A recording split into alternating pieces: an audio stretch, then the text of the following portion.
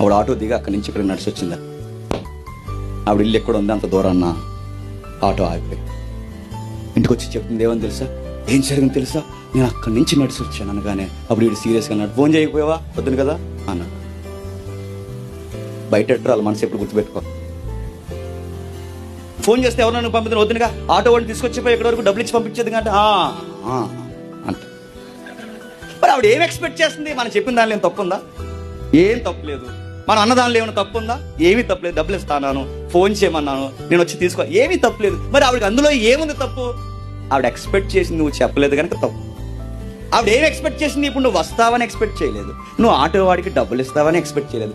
నీ నుంచి ఎక్స్పెక్ట్ చేసేది ఏంటంటే ఒకే ఒకటి, అంత దూరం నడిచొచ్చావా, సారీ బుజ్జి, అది కావాలి ఆవిడకి.